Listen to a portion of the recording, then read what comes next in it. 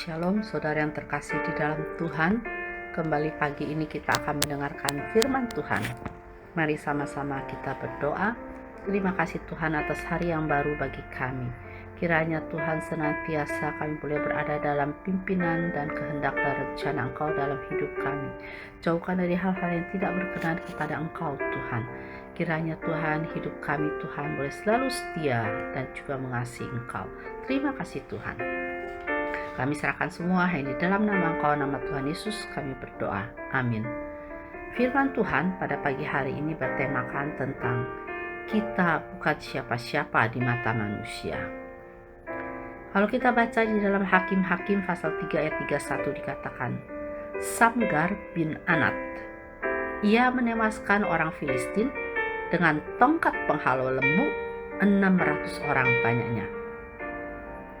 Kebanyakan orang berpikir bahwa Tuhan hanya akan memakai orang-orang yang dipandang manusia memiliki banyak kelebihan, seperti orang yang cerdas, orang yang pintar, orang yang kaya, orang yang cantik atau tampan, atau punya sesuatu yang dibanggakan di hadapan sesama manusia.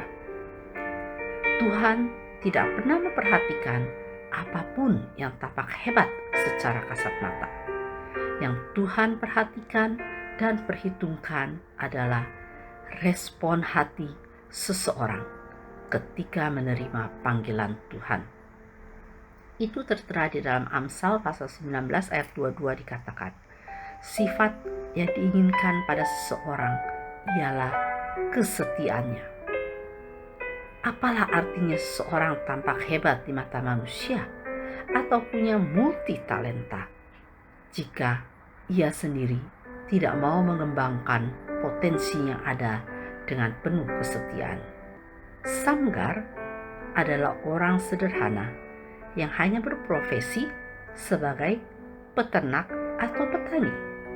Suatu profesi yang mungkin dipandang remeh, sepele, dan sangat diperhitungkan oleh manusia. Namun justru dipilih Tuhan untuk melakukan perkara yang luar biasa. Karena namanya hanya disebut sebanyak 2 kali di Alkitab. Tidaklah mengherankan jika nama Samgar masih terdengar asing di telinga.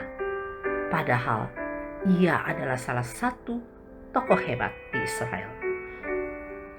Ia hidup pada masa setelah Ehud sukses menundukkan bangsa Moab, sehingga bangsa Israel menjadi aman selama 80 tahun.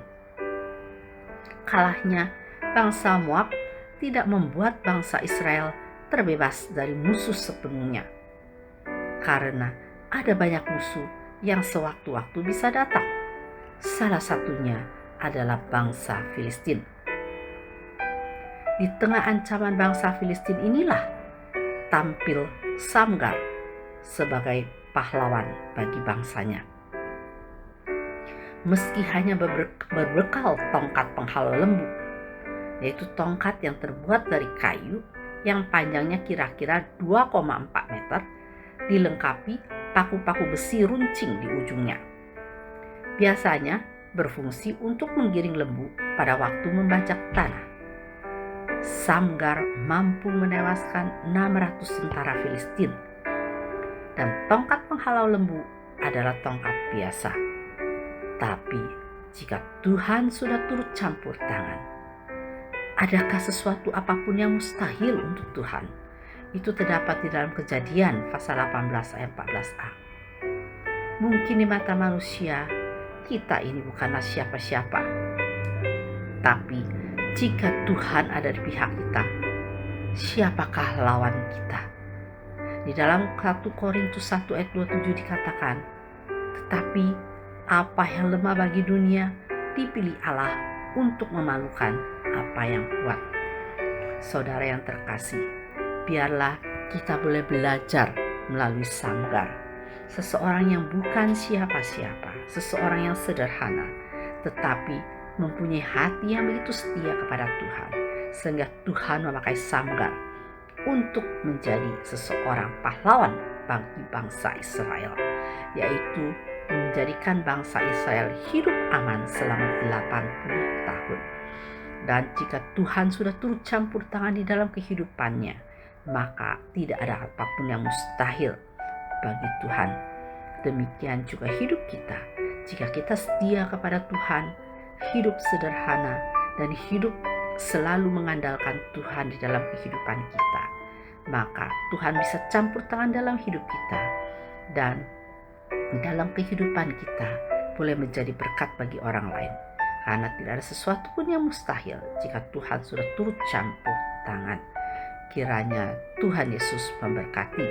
Mari sama-sama kita berdoa. Terima kasih Tuhan atas hari ini Tuhan, di mana kami boleh belajar.